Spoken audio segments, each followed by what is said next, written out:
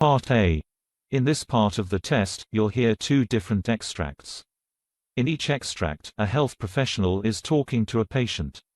For questions 1 to 24, complete the notes with information you hear.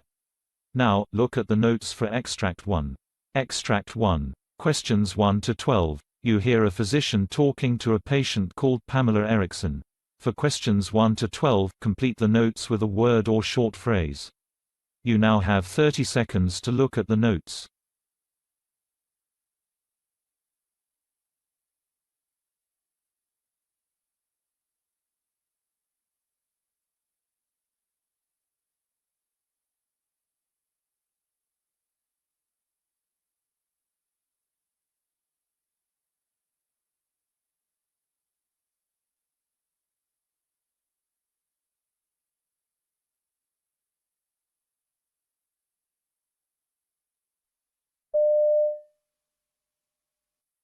Hello, doctor. Good morning. Good morning. What's your problem? Well, doctor, I have itchy red rash on my feet. Okay, what's your age? 21, doctor. Tell me if you have developed any associating symptoms or signs. It is tingling persistently, doctor. Since how long have you had this problem? For the past 4 weeks. Exactly on which part of your foot you are getting this problem? Right great toe, right second toe, right third toe, and right fourth toe. Often the onset of itching starts after removing sweaty socks.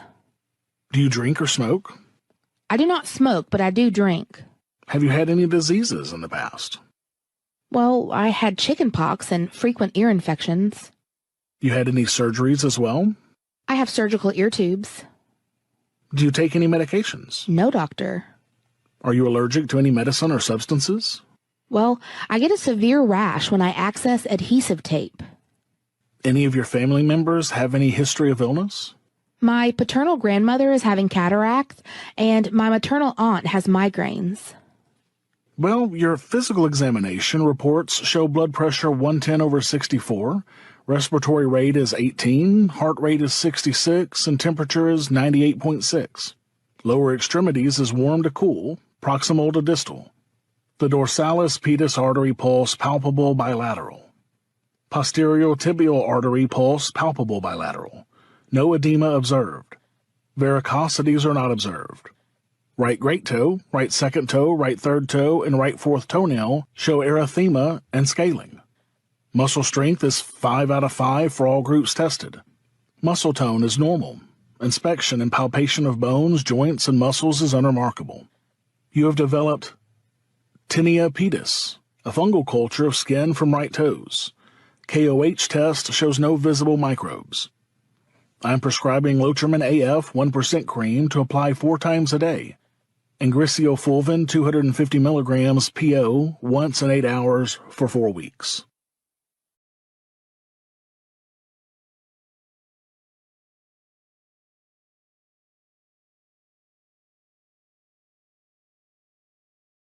Extract 2. Questions 13 to 24. You hear a doctor talking to a recently admitted patient called Roy Miller. For questions 13 to 24, complete the notes with a word or short phrase. You now have 30 seconds to look at the notes.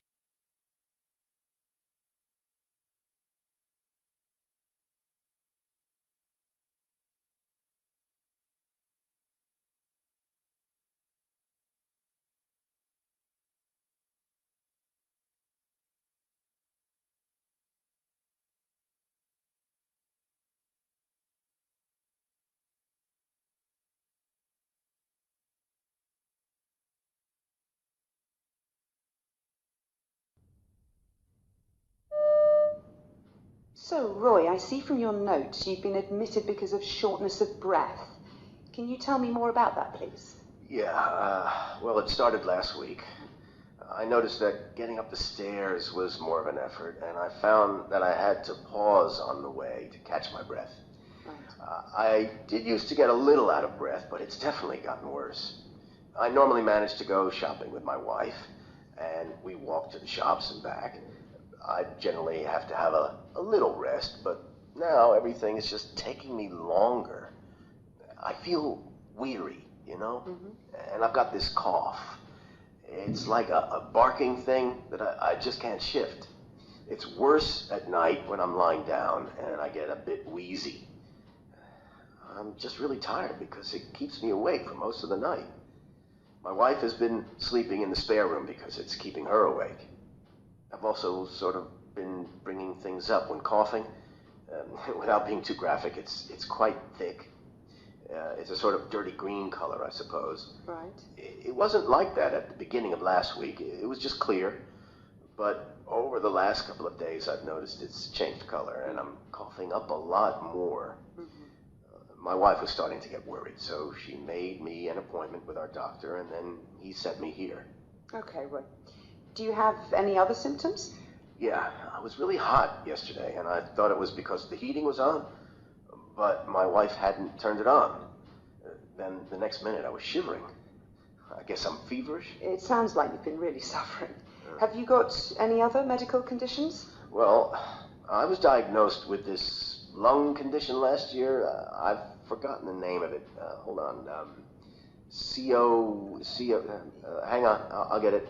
COPD, is that it? Yeah. Well, anyway, they told me that my lungs weren't working as well as they could be because I used to be a smoker. Right. But I quit about 6 years ago. To be honest, I think it was because I worked in the mines and it was really dusty.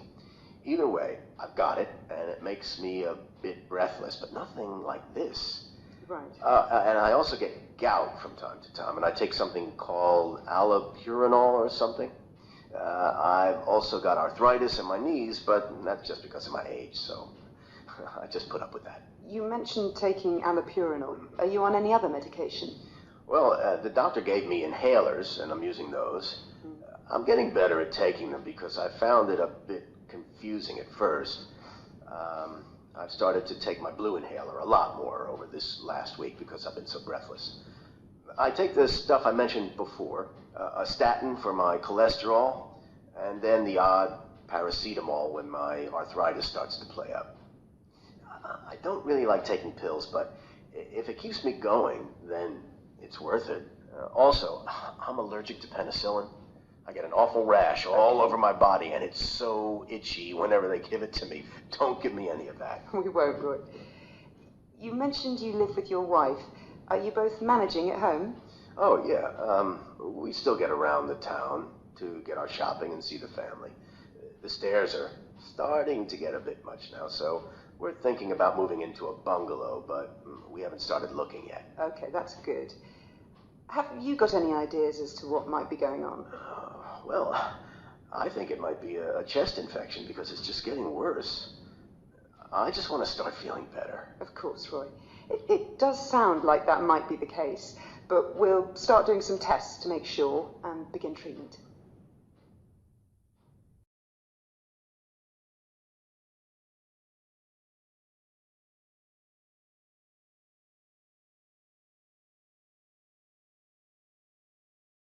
That is the end of Part A. Now look at Part B. In this part of the test, you'll hear 6 different extracts. In each extract, you'll hear people talking in a different healthcare setting. For questions 25 to 30, choose the answer A, B or C, which fits best according to what you hear. You'll have time to read each question before you listen. Complete your answers as you listen. Now look at question 25. You hear 2 trainee doctors doing an activity at a staff training day. Now read the question.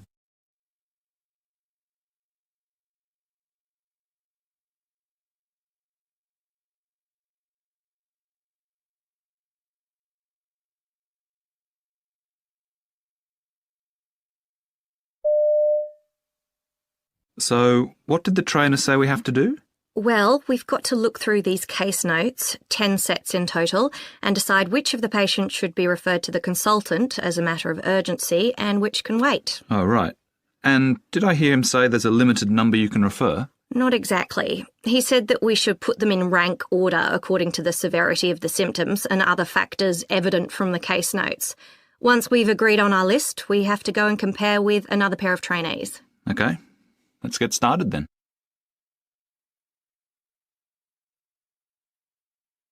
Question 26. You hear a radiographer talking to a patient about her MRI scan. Now read the question.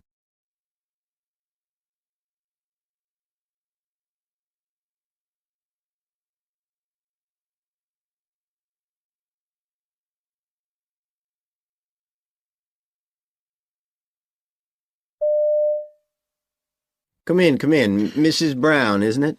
My name's Ted, and I'm going to be doing your MRI scan today. Now, can you get up on the table for me? You know, I'm really claustrophobic. Well, this is a new piece of equipment. The diameter is much larger, so it should make it a little more comfortable for you. You'll also have this call bell, so if you need me at any point during the test, you squeeze that, okay? Okay. Now, your scan's only going to take about 15 minutes. Are you okay with that? I am. Okay, let's get started then.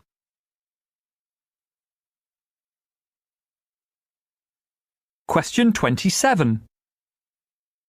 You hear two nurses discussing an article in a nursing journal. Now read the question.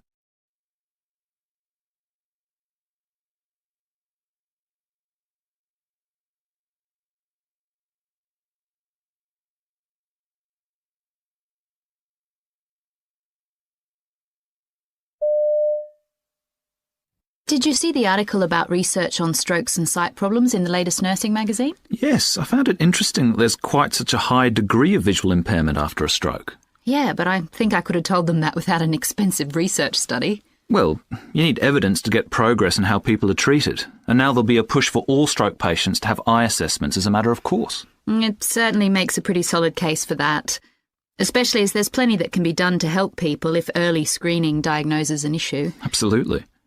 I was just sorry the article didn't provide more detail about the type of sight problems that are most common after a stroke. Well, there's a reference to where the whole study's been published, so you could always find out there.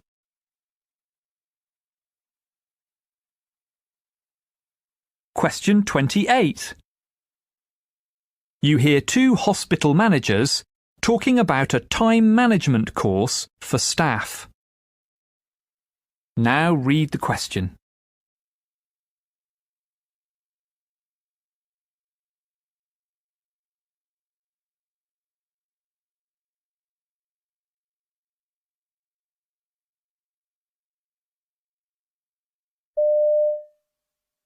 The uptake for the course in time management for staff has been disappointing, hasn't it? It has, but I'm not exactly sure why, because everyone seems to know about it. And we asked for it to be changed from a 4-hour session to 2 2-hour slots to make it easier for nurses to be released from their wards. But apparently that wasn't possible because it has to be done a certain way. Yeah, I'm not convinced that was the problem anyway.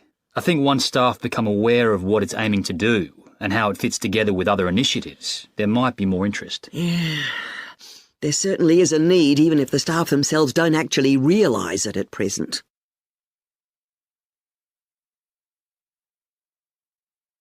Question 29. You hear an optometrist reporting on some research he's been doing. Now read the question.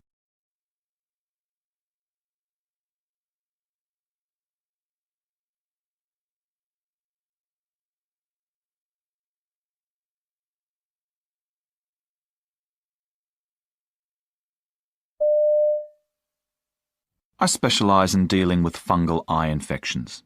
At present, treatment involves giving eye drops every hour for at least 2 weeks. I wanted to improve this process by designing a system capable of releasing antifungal drugs onto the eye over an extended period. Contact lenses are perfect for this, as their hydrogel structure has the ability to uptake and release drugs, and their placement on the eye ensures the drug gets released directly to the cornea. In order to make a contact lens provide drugs over a sustained period, I've modified the lens. I've also used nanoparticles for packaging the drugs. So, I've managed to create a system capable of delivering an antifungal drug called nanomycin for up to 4 hours. I now hope to increase this and use this system with other drugs.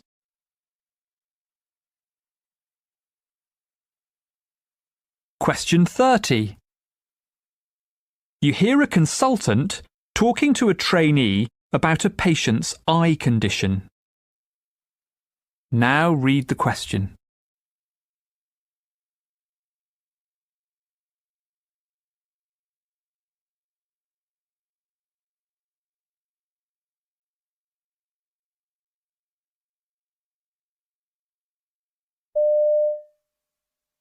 Have we got Mrs. Kent's notes? Yes, they're here. She's coming in today for possible laser surgery for her retinopathy, isn't she? Well, depending on results. And from the look of these pictures we took last time, there's been a slow improvement. So we'll talk to her, and perhaps hold off for the time being, unless her condition's worsened, because it can in some cases. So what's the cause? Well, we know a leak of fluid behind the retina causes the distorted vision which sufferers get, but not why that occurs. There may be a link with stress, and also steroid use, but the jury's still out, I'm afraid.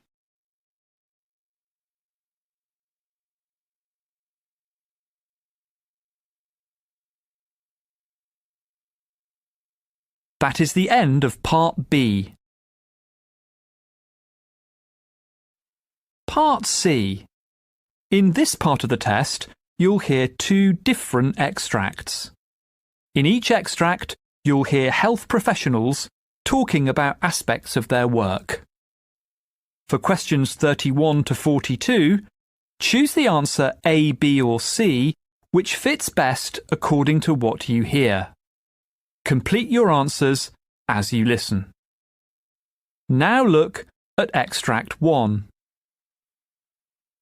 Extract 1, questions 31 to 36.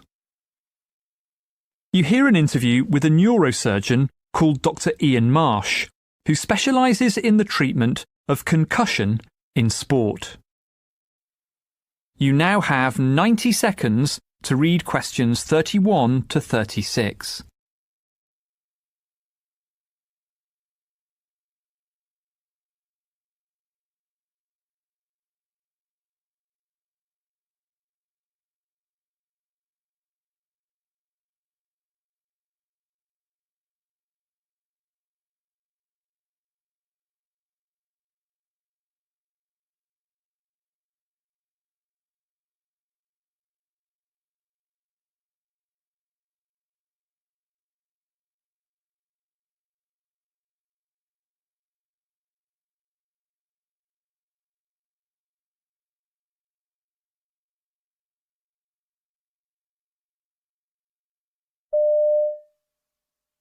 My guest today is Dr. Ian Marsh, a specialist in the treatment of concussion in sport, and a co-author on a new set of guidelines. So, Dr. Marsh, what's the aim of these new guidelines? Well, the aim was really to provide a resource, not for the top-level professional sports people, but for parents, teachers and coaches of young people playing sport. The guidelines basically offer some expert information from a GP, an emergency physician, and myself as a neurosurgeon about what the condition is, also how to identify the symptoms and how to manage it. If any of your listeners have ever had a concussion doing sports, you'll know how frightening it can be. It's confusing and painful and difficult sometimes for teachers, parents or whoever to work out if someone with concussion is okay. I mean, we hope to remedy that. And how do we know when someone is suffering from concussion? Well, obviously if the person's actually knocked out, it's clear. But not all patients actually lose consciousness. Often, following a hard knock to the head, they become disorientated or experience headaches, nausea or vomiting. These are signs of concussion, and they may clear initially, but then return when the individual actually undertakes further physical activity. Right. When they start to train, say. So it can actually take quite a while for things to really clear up. The essence of it is that people shouldn't start playing again until those warning signs have completely subsided. Yes, and you say that waiting anything less than 14 days after all the symptoms have cleared would be too early to return. Yeah, that's right. If they go back too early, they risk a second concussion, and as we know from professional athletes, they may have to give up their sport if they have too many concussions. Right. So it's better, particularly in a young person with a developing brain, to allow all of the symptoms to settle and only then return to play. Well, usually return to train first, then return to play after that. It used to be thought that receiving another concussion could lead to severe brain swelling, and that could be fatal, or at least involve a visit to the emergency room. I think the evidence is fairly slim for that. What we do know, though, is that the compounding effect of having one concussion followed by another seems to be more severe than just the one. So it's always better to let the brain recover fully before playing again. Right, so who's at the highest risk of sports concussion? Well, actually, a concussion can happen whenever anyone receives a blow to the head. Usually it's a sort of twisting blow, not a straight-on blow. But obviously, people playing sports like rugby, where there's bodily contact, stand more chance of being at the receiving end of such a blow. But having said that, it's just as likely to affect kids kicking a ball around a park as it is to affect top professional players in big matches. Do you think that youth sports need specialist concussion doctors on hand, like the professionals do? There's always a risk, and we know that it happens from time to time. But I mean, most games, even the most dangerous ones, are without incident at all. I think people who are involved in running youth sports, whether they be referees, coaches or parents, can be made aware of how to manage concussion, the signs that they need to look out for, and maybe the warnings of something more serious so that they can take the appropriate actions. But I think always having a doctor on the sidelines where young people are playing is just an overreaction. Right. In the USA, college football is big business. They're trialling helmet sensors and impact sensors. Do you think that's something we need everywhere? Well, I don't think it'll come to that. I think there are two scenarios here. The first is one where a concussion's a one-off event following a significant blow to the head. Right. The second's quite different and involves chronic traumatic encephalopathy. This comes about particularly in American football, where players use their helmets and heads almost like weapons. That type of repeated impact seems to add up over the player's career. That's something we've heard being discussed, mostly in the USA. Naturally, there's interest generally in protecting players, particularly in the professional levels of sport, but I see that as a different matter to the management of concussion itself.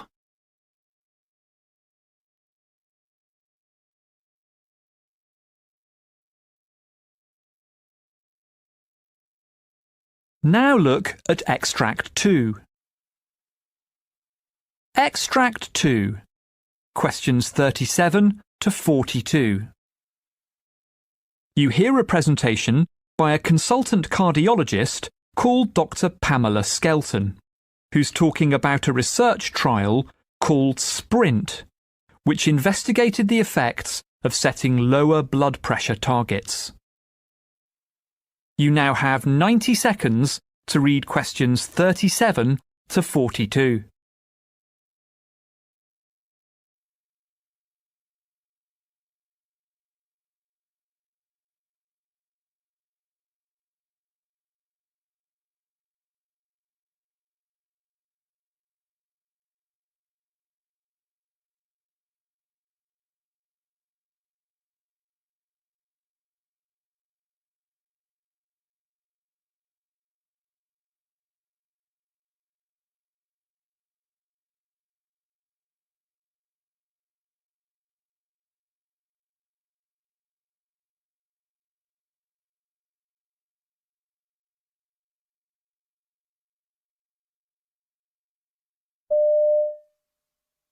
Hello, I'm Dr. Pamela Skelton, consultant cardiologist at this hospital, and I'm talking about the recent SPRINT study into the effects of setting lower blood pressure targets, which in turn affects the advice and medication which patients are given. I'm going to describe the patients who were selected, how the trial was conducted, and the implications of its results for us all as health professionals. First, the trial itself. It involved over 9,000 hypertensive participants, aged 50 plus, most of whom were on blood pressure medication. They were randomly assigned to one of two groups, one with a goal of less than 120 millimeters systolic BP, the other with a goal of less than 140 millimeters, the traditional standard. The intention was to follow these patients for 5 years, factoring in the usual dropout rate. As it turned out, however, the trial was stopped after just 3 years, thanks to an all-cause mortality reduction of nearly 30% for the 120 group, which was definitive and shocking, but wonderful. As I mentioned, the participants were over 50s, and it goes without saying that as people age, they develop more diseases and health problems as a matter of course. But there was a specific group of over 75s who did just as well as younger patients. Before the trial, some medics referred to the natural stiffening of the arteries with aging, suggesting that 120 was too low a target for the over 75s, risking an increase of dizzy spells, which would affect general well-being. But this concern turned out to be unfounded. Others thought there would be a failure to take the number of tablets needed to reach a BP of 120, especially among older participants. Again, this wasn't an issue. The average needed was just 3 per day. The over 75s, already on various drugs, didn't object to extra medication. Participants from this age group who didn't finish the trial were taken out because some conditions, which were already present, worsened. For example, in some cases, obesity levels rose too high. To manage their blood pressure, participants were given standard drugs, nothing experimental, just drugs that are readily available and low cost. Another key factor was that blood pressure was measured in a very specific way. Rather than give patients an arm cuff for at-home 24-hour ambulatory monitoring, an automated machine was used at the hospital. This took 3 separate readings and averaged them. Also, readings were taken while staff were out of the room to avoid what's called white coat syndrome in patients.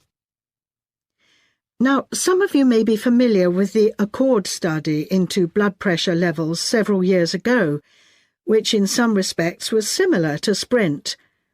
There are some differences, though. For example, Accord was about half the size of Sprint, and unlike Sprint, the Accord study allowed diabetic patients to take part. Despite this, in general, the Accord participants were rather lower risk than those in the Sprint trial, probably because of the slightly lower average age. The Accord trial didn't show a statistically significant benefit for overall cardiovascular outcomes, but there was a clear 40% reduction in strokes, even though that was a secondary outcome. So, to summarise, the Sprint trial seems to support 120 as a recommended blood pressure target. This is doubtless a landmark study, and, importantly, one which was sponsored by government rather than by the interests of pharmaceutical corporations. I recommend a note of caution, though, as Sprint does contradict previous findings. The Cochrane view, in 2011 for example, said that lowering to under 140 didn't produce a change in the risk of death overall. However, we must bear in mind that Cochrane was looking retrospectively at trials which weren't actually focused on the same particular issue. So it's worth doing a full and systematic evaluation to see where the Sprint trial fits in with what we already know. It's interesting that a few GPs have already been working with older patients to hit lower blood pressure goals, and the new data will doubtless encourage greater take-up of this more interventionist line of attack. But the sprint results don't mean that everyone with hypertension should be dropping to under 120. Plus, to achieve those lower levels, it's unlikely that lifestyle changes alone would be enough. It could well require several antihypertensive drugs as well. There remain some unanswered questions, of course. For example, whether other groups, like those with a lower heart attack risk, need to keep their blood pressure that low. So, while Sprint can help guide doctors' decisions about some patients, it doesn't mean that a new universal standard for blood pressure is in order. Instead, it's a good reason for everyone to discuss with their doctor their own ideal and particular target.